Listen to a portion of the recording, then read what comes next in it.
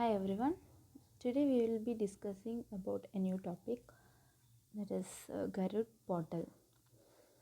It was their news because Ministry of Civil Aviation and Directorate General of Civil Aviation, that is DGCA, have launched the Garud portal recently.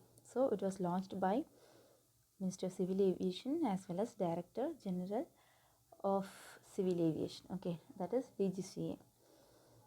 So what is this Garud portal? What is the expansion of this Garud portal? Garud portal means government authorization for relief using drones. That is the expansion of this Garud, that is government authorization for relief using drones. So this is the main objective, as the name suggests, this is a portal or online portal. So this portal is made to assist the governmental entities in seeking exemption for COVID-19 related remotely piloted aircraft system operations.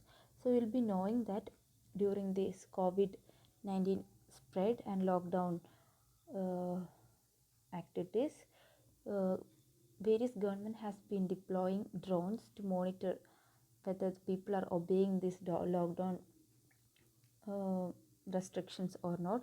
And also various government has been using these drones for spraying chemicals and uh, cleaning the areas, like cities where the people have less access. Okay, so where this drone is easily can be used. So what the problem is, when the government is using this drone, they have to get permission and get license from the DGC or Minister of Civil Aviation, and it will take 2 weeks or 2-3 weeks time for getting license. So during this COVID pandemic, this much time is a little bit more now. So in order to reduce the time consuming for this license approval and all those procedures, they have made this portal or this Garud portal for um, making this process a little bit for faster. So another objective of providing fast track additional exemption to government agencies for COVID-19 related RPS or remote piloted aircraft system or drone operation. So this portal can be used for fast tracking getting licenses for using this drone or RPS for COVID-19 related activities. So if we are using this, or if the government is using this portal for getting licenses, the things will be a little more faster. So that is why they made this Garud portal for. Okay, so they have you can see this RPAS, that is remote piloted aircraft system. You may be having a doubt on this RPAS. RPAS is nothing, this is an unmanned aircraft. We have unmanned aircraft as well as manned aircraft. Okay, so if an unmanned aircraft which is directed or piloted from a remote area, that is a remote pilot station. Okay, usually in manned aircraft, the pilot will be in the cockpit. Okay, so what he will be controlling this vehicle or aircraft from within that aircraft only. So in case of unmanned aircraft, the pilot will be away from that aircraft, operate with no pilot on board. That is what is called remotely piloted aircraft system. That is, the operated pilot will not be with the aircraft. That is remotely piloted aircraft system. So this one of the objectives to fast track the licenses or conditional exemption to government agencies for COVID-19 related RPS, that is remote piloted aircraft system. Okay, so along with this uh, notice or notification of this Garud portal, they have, or the DGC as well as the Ministry of Civil Aviation have given some guidelines for the use of these drones or RPS. Okay, so these have to be followed while using drones by the various government for this COVID-19 related activities.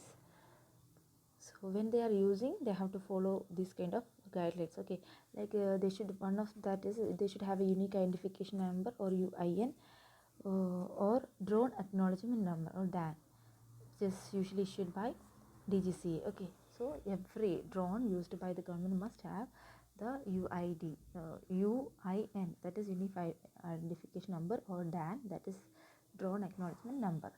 This is to avoid the illegal use of the drones. Okay, then it should not weight, that is the particular drone should not have weight of uh, greater than 25 kilogram. Okay, it should be within or less than 25 kilogram in weight. Then it should be equipped with automatic return to home feature in case of any loss of the command and control link. The drone is usually controlled by a person which is on the ground, and the drone will be flying. So if something happens while we are using this drone, it should have a feature which with an automatic return to home feature, so that it will be safe in case if that controlling person loses the control. Okay, so that particular uh, setup also must be there on the drone. Then is the operation restricted is uh, up to 20 feet above ground limit. Okay, so a drone can fly up to 20 feet above ground limit. So above that, under this license policy, above that the drone cannot fly. Okay, and should operate within the visual line of sight. So it should be operated where the operating person should have an access or a view of that area. Okay, so it should operate within the visual line of sight. Then also should maintain safe distance from the people, building, vehicles and property. It should not disturb people also building, vehicles and property, and should not harm or should not cause any problem for this kind of things. Then should not pick or drop, spray or discharge any substance. That is also must be obeyed by this using person. That is, it should not be used for spraying or dropping and picking some objects. Okay, so it should not use for picking, dropping, spraying or discharging substances. Then operation restricted is between local sunrise as well as local sunset. There is no time, there is no time restriction, like it should not be used or should be used between 8 a.m. to 8 p.m. like that. There is no time set for the use, but it is said that it should be between local sunrise as well as local sunset. That is said so because it should be used only in the presence of daylight, otherwise sometime it can cause some kind of accidents. Okay, that is why it is said it is local sunrise as well as local sunset, so that there will be enough light for operating these drones. Then avoid during adverse weather conditions including heavy wind, rain, dust storm, low visibility, etc. This is also not good for operating a drone, because in case of heavy wind and rain, there's a high chance it may lose the control over the drone. So it should not be used during this kind of adverse weather condition. Then emergency recovery actions in case of any component failure.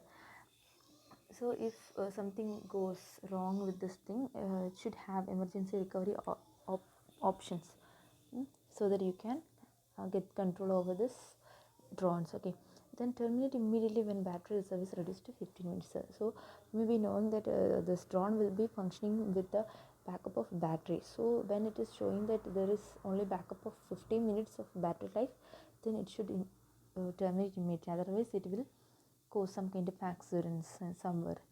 Then it should be controlled by single person for single RPA or single drone. Otherwise single person for operating multiple drones will not be allowed. Then so these are some of the guidelines issued by this DGCA to be followed by the people who are using this drone. Okay, so warning is also given by the Civil Aviation Ministry that any violation of the provisions will make conditional exception null and void and will lead to penal action. So it is said that these when they are using this drone, government is using this drone for government related activity, they will be getting some exemption for this license procedures. Okay, so if they are violating any kind of these guidelines or something, And also there is one more thing, that they have set some areas which is where the government or the people cannot use these drones, like airports, military areas. Okay, so such kind of areas, there is a list of areas where drone activities or the drone use is prohibited. So that is there in the notification released by the ministry. So that is also there is one restriction.